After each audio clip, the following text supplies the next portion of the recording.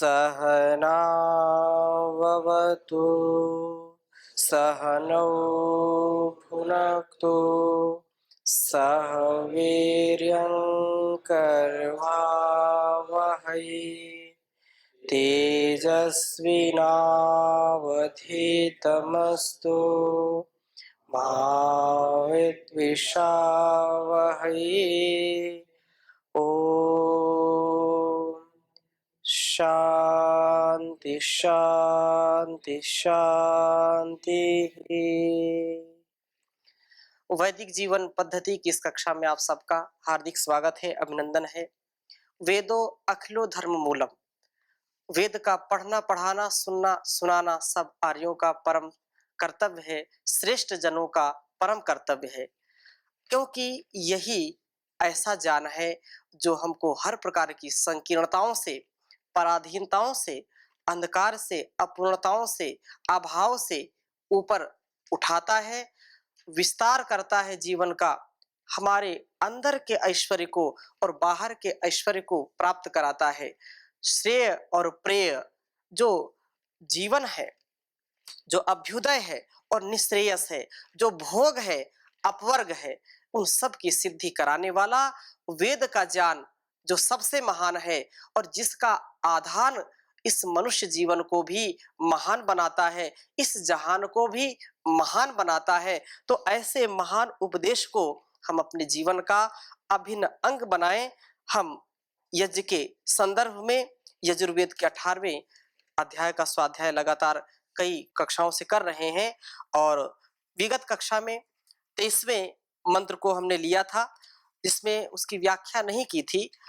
एक बार उच्चारण करेंगे। व्रतंच में, ऋतवश्च में, तपश्च में, संवत्सरश्च में, अहोरात्रे ऊर्वष्ठिवे बृहद अथंतरे च यज्ञेन कल्पन्ताम। इस यज्ञी भावना से ओतप्रोत होकर के जो व्रत रथंतर इस मंत्र का शीर्षक एक प्रकार से है और ऐसा हम बन सके, इसकी व्याख्या के पहले मैं पूछना चाहूंगा आप में से किसी कोई पिछली कक्षा का कोई प्रश्न हो। स्वामी जी, कई बार हम क्या करते हैं, जैसे श्रेष्ठ कर्म करते हैं, श्रेष्ठ पुरुष होते हैं जी और प्रवचन भी काफी अच्छे से देते हैं, जी लेकिन क्या होता है कि हम जो जैसा बोलते हैं वैसा करते नहीं हैं। जी। कथनी और करनी में अंतर क्यों आ जाता है? कथनी और करनी में अंतर आता है जब व्यक्ति का संस्कार कुछ विपरीत होता है। कुछ चीजें ऐसी होती हैं कि व्यक्ति बोलता तो बहुत अच्छा है लेकिन उसको जीवन में उतारता नहीं है। वो इस बात को भी स्वीकार करता है कि नहीं, ये जो उपदेश है तो बहुत अच्छा है, लेकिन उसको वो इतना सरलता से उस घुट्टी को पी नहीं पाता, या पी लेता है तो हजम नहीं कर पाता है, अर्थात उसको अपने आचरण में उतार नहीं पाता है। उसमें उसका खुद का संस्कार होता है, खुद का आलस्य प्रमाद होता है प्रथम। दूसरा ये होता है कि वो ये देखने की बात है कि उसके जो जीवन में चीजें हैं, क्योंकि कई बार ऐसा भी होता है कि जो व्यक्ति उपदेश करता है और जो उपदेश सुनता है, उपदेश करने वाले ने तो सोचा मैंने उपदेश कर दिया, मेरा कर्तव्य समाप्त हो गया, लेकिन जो व्यक्ति सुनता है वो फिर मिलान करता है कि ये व्यक्ति ऐसा बोलता है तो ऐसा करता क्यों नहीं है, उसकी अपेक्षा हो जाती है। लेकिन उसको ये सोचना चाहिए कि क्या इसका जो अधिकार है या ये जो बोल रहा है उसको करने में सक्षम है या नहीं सक्षम है, इसकी कोई व्यवस्था तो नहीं है, कोई मजबूरी तो नहीं है। जो अतिरिक्त हमारी अपेक्षाएं होती हैं उन अपेक्षाओं को हम उसके ऊपर ना ला दें। हाँ, ये अपेक्षा तो सबकी होनी चाहिए। सात्विक अपेक्षा तो यही है कि व्यक्ति जिससे सुनता है उसको अपना आदर्श समझता है और आदर्श होना भी चाहिए। धरातली स्तर पर जितना व्यक्ति को अपने व्यक्तिगत जीवन में पवित्रता, व्यक्तिगत जीवन में शुचिता, व्यक्तिगत जीवन में जो उपदेश कर रहा है उसको पालन करने का 100% पुरुषार्थ करना चाहिए। फिर कई बार ऐसा होता है कि हम उपदेश करते हैं परंतु उनको जीवन में उतारने में कुछ कठिनाइयाँ होती हैं। एक तो संस्थागत भी हो सकती है, सामाजिक हो सकती है, आर्थिक हो सकती है, कुछ और भी मजबूरियां हो सकती हैं। उसके कारण भी व्यक्ति उसको पूरा-पूरा नहीं उतार पाते हैं। जैसे कोई योग की ज़्यादा चर्चा करे, योगी अ, व्यक्ति का ऐसा जीवन होता, ऐसा होता, लेकिन स्वयं तो योगी नहीं है वो। तो इसका तात्पर्य भी ये भी हमको विपरीत नहीं लेना चाहिए कि जब कोई योगी नहीं तो योगी की बातें भी ना करे। अरे कम से कम योगी की बातें करता तो है, तो उससे धीरे-धीरे उसका संस्कार होगा। भले ही उसके जीवन में अष्टांग योग नहीं है, लेकिन कम से कम बात तो कर रहा है, और बात जब करेगा तो कभी ना कभी वो अपने जीवन में उतारेगा भी। इसलिए हमको हताश निराश नहीं होना चाहिए, और उन बातों का अपने जीवन में पालन करने के लिए हम सदा कटिबद्ध रहें। एक ना एक दिन वो जरूर होगा। और जो केवल जानबूझ करके धूल झोंकते हैं कि मैंने तो बहुत अच्छा भाषण आज दिया, अच्छा उल्लू बनाया दूसरों को, अच्छा जो है मक्खन पालिश की, वो जानबूझ करके जो करते हैं, उनका कोई कल्याण कर नहीं सकता। वो स्वयं डूबेंगे और दूसरों को भी ले डूबेंगे। हम तो सनम डूबेंगे, तुमको भी ले डूबेंगे, कहावत लोग कहते हैं। और जो ये समझते हैं कि बात तो सही है, मैं उपदेश तो ऐसा करता हूँ, लेकिन ये मेरी मजबूरी है, ये मेरी पराधीनता है, मैं इसके लिए अनधिकृत हूँ, मैं इसके लिए अधिकृत नहीं हूँ, तो जो बातें कहता हूँ वो तो सारी सारी नहीं कर सकता। तो उनको तात्पर्य ये है कि एहसास तो करते हैं। व्यक्ति को जब महसूस होता है तो एक ना एक दिन उस कार्य को जरूर करेगा। उसके अंदर अभिप्सा है, अभिप्सा होगी तो निश्चित रूप से सफलता मिलेगी। इसलिए, और जो व्यक्ति बेहोशी में जीते हैं कि कुछ भी हो, अपने जीवन को ऐसे जीना है और दूसरों को ठगना है, दूसरों को ठगने का जो काम करते हैं, लूटने का जो काम करते हैं, वो वास्तव में लूट नहीं रहे होते, वो स्वयं लुट रहे होते हैं। वो स्वयं दूसरों को ठगते नहीं है, वो स्वयं अपने आप को ठगने का काम करते हैं। इसलिए इनसे बचने का उपाय भी हमको करना चाहिए। कहावत है, गुरु करो जान करके, पानी पियो छान करके। तो ऐसे लोगों से प्रभावित भी नहीं होना चाहिए हमको। हाँ, जो सत्यता है उसको सदा स्वीकार करने का दरवाजा खोल के रखना चाहिए। और किसी कोई प्रश्न? तो ये बात है। और हमको कहते हैं ना, जब जागे तभी सवेरा। गलतियां होती हैं, पश्चाताप इसलिए कहते हैं कि पश्चात आप जो हो गया, अब उसके बाद जो अपने को करना है वो ना होने पाए, उसके लिए बार बार पुरुषार्थ करना, उसके लिए तप त्याग तपस्या जितनी हो सकती करना। आलसी बन करके, प्रमादी बन करके जीवन को नहीं जीना, क्योंकि जो आलसी होता है, प्रमादी होता है, भाई वेद के मंत्र हम सुन रहे हैं और कोई असर नहीं कर रहा, कोई उसका पालन नहीं कर रहा है, जानते हैं सत्य क्या है असत्य क्या है, और फिर भी मनमानी करते हैं, तो फिर पशुओं में और हमारे में कोई अंतर है क्या? कोई अंतर नहीं है। जिन चीजों को हमने सुना, जाना, अनुभव किया, उसको जो मेरे आत्मा के लिए कल्याणकारी है और जो इस राष्ट्र और समाज के लिए कल्याणकारी है, उनको तो जरूर अपने जीवन में उतारना चाहिए। इसलिए सोने के लिए तो एक तो जीवन में जब व्यक्ति देखो तब सोता रहता है, एक ये है कि जागते हुए भी सोता रहता है, मतलब ज्ञान युक्त व्यवहार ना करना सोना ही तो है। इसलिए सोना मतलब अपने आप को खोना, अपने जीवन को खोना है। इसलिए कहा, उठ जाग मुसाफिर भोर भई, अब रैन कहाँ जो सोवत है, जो सोवत है सो खोवत है, जो जागत है सो पावत है। उठ जाग मुसाफिर भोर भई। ये जो रास्ता है बहुत लंबा है, इसको पाने के लिए सतत चलना पड़ता है, चरैवेति चरैवेति चरैवेति आगे बढ़ते रहना होता है। बेला अमृत गया, आलसी सो रहा बन अभागा, प्राणी सारे जगे तू न जागा, कुछ लोग ऐसे होते वो सोते रहते, कितना कहते हैं ना कि भैंस के आगे बीन बाजे भैंस खड़े पगुराए, ऐसे कहावतें ये जो बड़े बुजुर्गों ने कही है, बड़े सोच समझ करके कही है कि वो मतलब कुछ असर ही नहीं करता। दिन भर वो पुजारी पूजा करता रहता है, उसको उस मूर्ति से उस मंदिर से ज्यादा श्रद्धा नहीं है, वो तो केवल व्यापार करता है। और एक व्यक्ति जाता है एक क्षण के लिए और इतना जो है अपने आप को भक्ति से सराबोर कर देता है कि मंदिर में जाते ही मूर्ति के सामने खड़े होते ही आंखों से टप टप टप टप आंसू बहने लगते हैं। इतना भाव विभोर हो जाता है, इतनी उसके अंदर पवित्रता आ जाती है। ये भाव का ही तो काम। और एक व्यक्ति जो मूर्ति की रोज सेवा करता है, साफ सफाई करता है, उसको नहलाता धुलाता है, उसको बिल्कुल पत्थर दिल हो जाता है। वो जो मूर्ति का पत्थर उसके दिल में आ जाता है, उसकी संवेदनाएं चली जाती है, उसकी पवित्रता शुचिता उसका चारित्रिक। अगर मैं सबकी बात नहीं करता हूं कि आप आक्षेप नहीं करता हूं, लेकिन एक बात है, बात की करामात है। तो अपने जीवन में कुछ हम सुने, उसको समझें, जाने।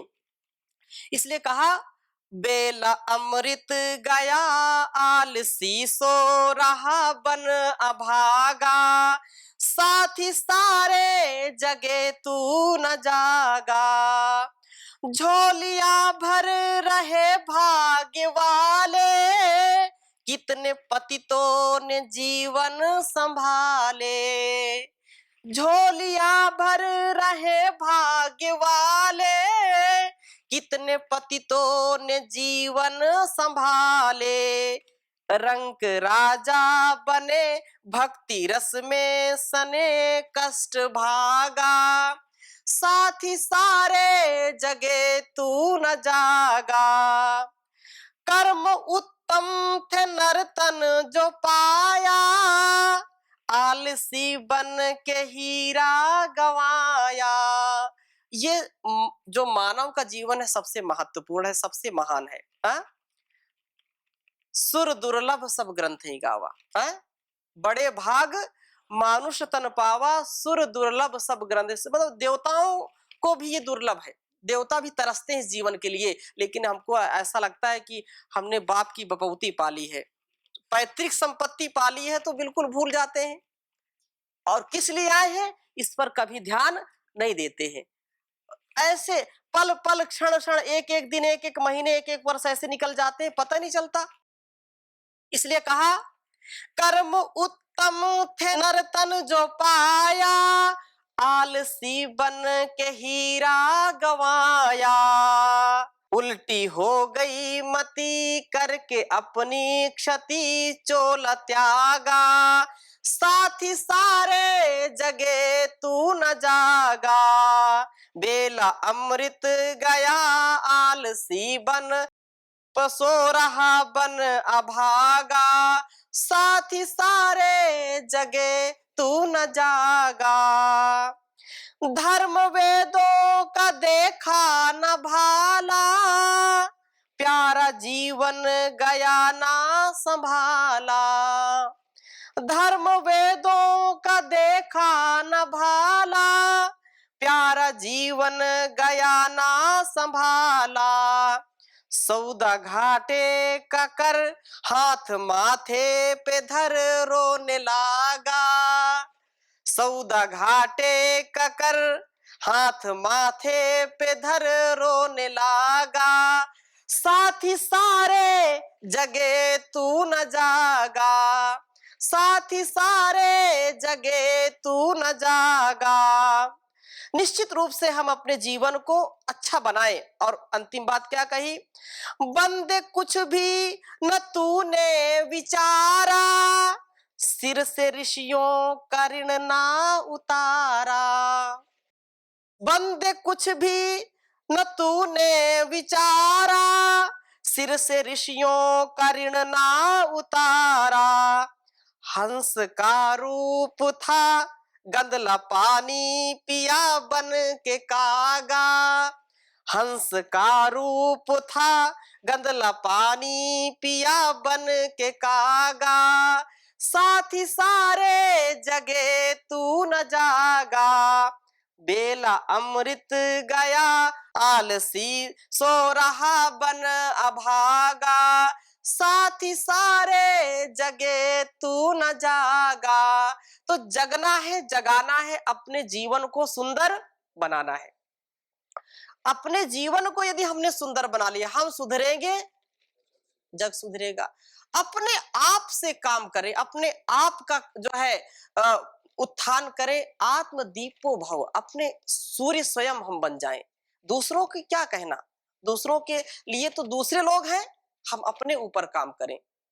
आत्मोन्नति सबसे पहला हमारा स्वभाव होना चाहिए। इसलिए यह वेद मंत्र हमारे जीवन में सुख, संपत्ति, सामर्थ्य का आधान करते हैं, पवित्रता, सेवा, सत्कार का आधान करते हैं।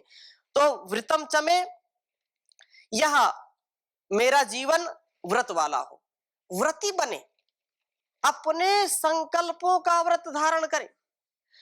कोई भी व्रत लिया हो, कोई भी संकल्प लिया, उसको पूरा करने का प्रयास करें। हताशा, निराशा एक क्षण के लिए भी नहीं आनी चाहिए। कोई मन से रोगी, कोई शरीर से रोगी, और रोगी है ये सारा जमाना। इस जमाने को आपको जान और अपने गुणकर्म स्वभाव से जगाना है। इसलिए वस्तुतः आवृत्ति जीवन तो कोई जीवन ही नहीं है। जिसके जीवन में कोई लक्ष्य नहीं है, जिसके जीवन में कोई एम नहीं है, कोई टारगेट नहीं है, वो कभी भी आगे बढ़ नहीं सकता है। एक लक्ष्य बनाए, एक हमारा जो गंतव्य है, जो हमारा साध्य है, उसका हम सदा ध्यान रखें और आगे बढ़ेंगे तो निश्चित रूप से उसकी प्राप्ति होगी। और आगे कहा, ऋतवश्च में, मेरे जीवन में बसंत आदि ऋतुओं हो, उन ऋतुओं की भांति मेरे जीवन में सब कार्य ठीक समय पर होने वाले हो, सब कार्यों को ठीक समय पर व ठीक स्थान पर करने वाला बनने को ही मैं आगे बढ़ाता रहूं। उसके लिए तप करना है मेरे जीवन में, क्योंकि ऋतुओं का राजा किसको कहते हैं? बसंत को।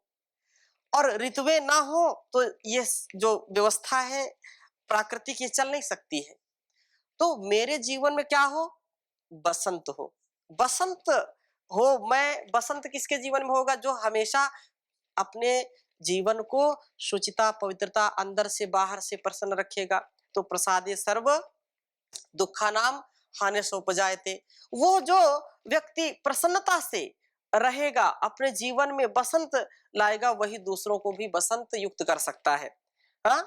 और जिसके जीवन में बसंत होता है, सबको वही पसंद करते हैं। इसलिए बसंत लाएंगे तो सब आपको पसंद करेंगे, नापसंद कोई नहीं करेगा। तपस्या में, मेरे जीवन में तप हो, मैं आराम तलबी का आदि ना बनूं। मैं जो है कंफर्टेबल जोन में चले जाते हैं लोग कुछ, हाँ?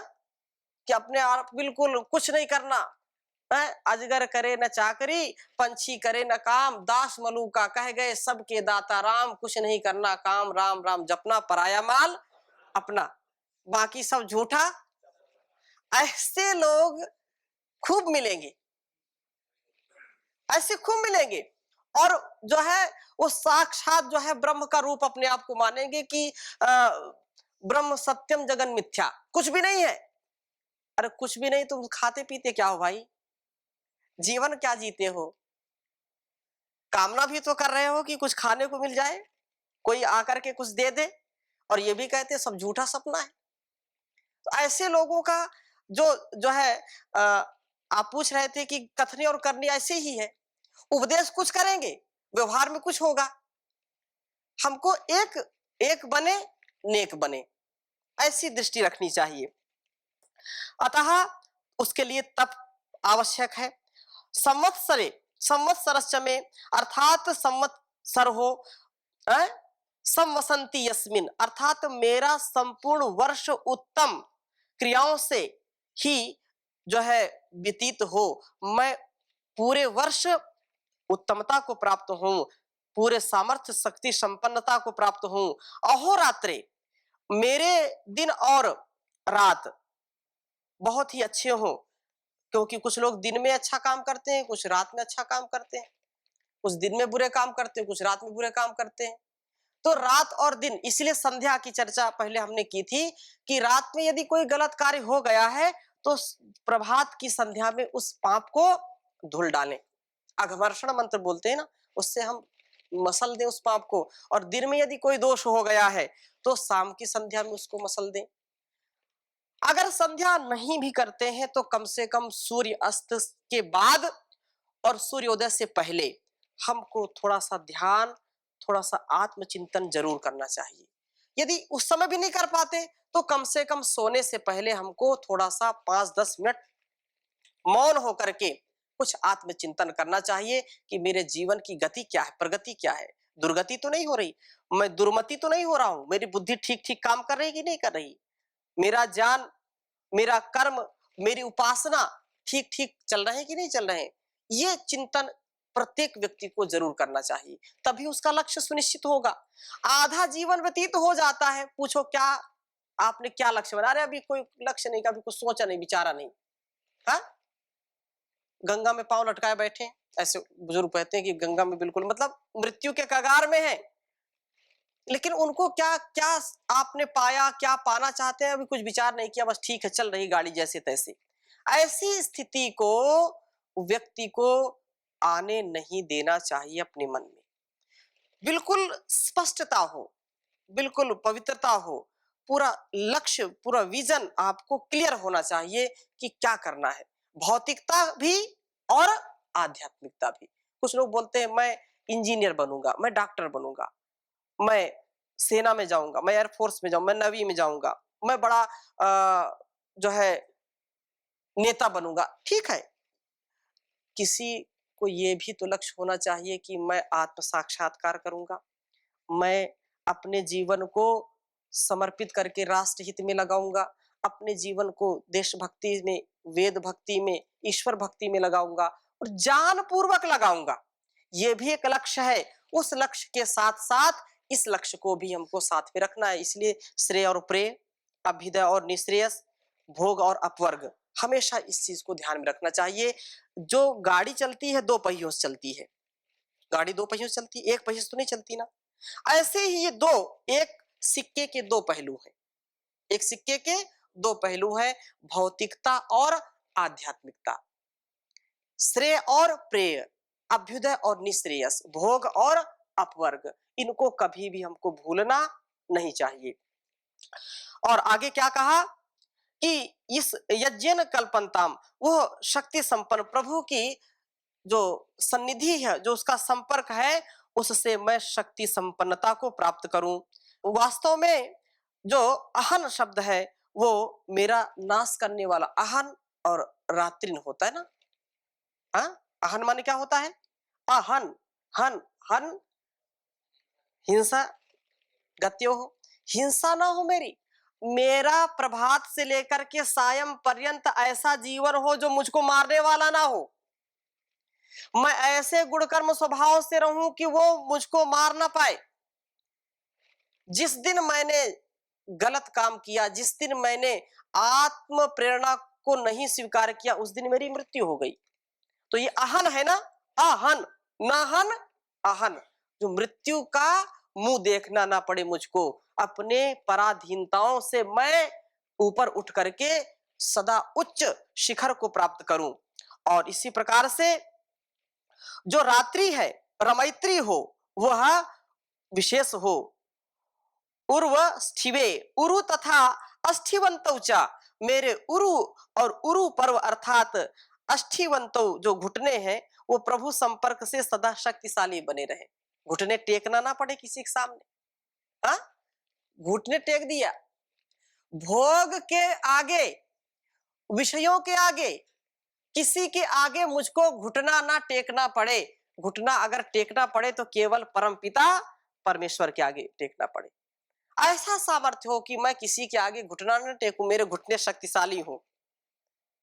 कोई व्यक्ति, कोई आलंबन मिलता है रूप का, रस का, गंध का, स्पर्श का, उसी जगह हम धाराशायी हो जाते हैं, उसी जगह हम बिल्कुल अपने आप को उसी से में जो है लिप्त कर देते हैं, उसी से ओतप्रोत हो जाते हैं। तो ये नहीं होना चाहिए।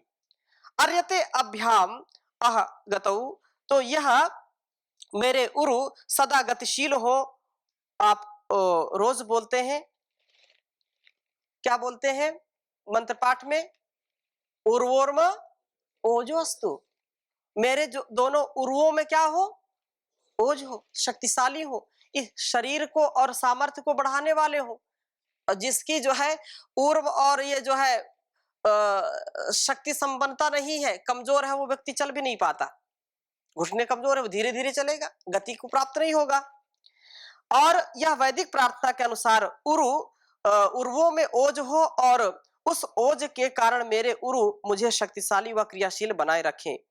साथ में ही घुटने अष्ठीवंतौ जो है अति जो है अस्थि वाले हो, उनमें सार हो, वो जो है कार्य बोझ को उठा सकने वाले हो। इस प्रकार से उरु तथा जो अष्ठीवंतों के द्वारा मेरे जीवन में निरंतर वृद्धौ बृहद जो बताया बृहद व्रत रथंतरा, इसमें जो है मैं शक्ति संपन्नता को प्राप्त करूं। रथंतरे शरीर रूप रथ से इस जीवन यात्रा को तीर्ण करने वाला बनूं, पार करने वाला बनूं। इस भवसागर से मैं पार हो जाऊं, ज्ञान के माध्यम से, ज्ञान की नौका में सवार होकर के इससे पार हो जाऊं।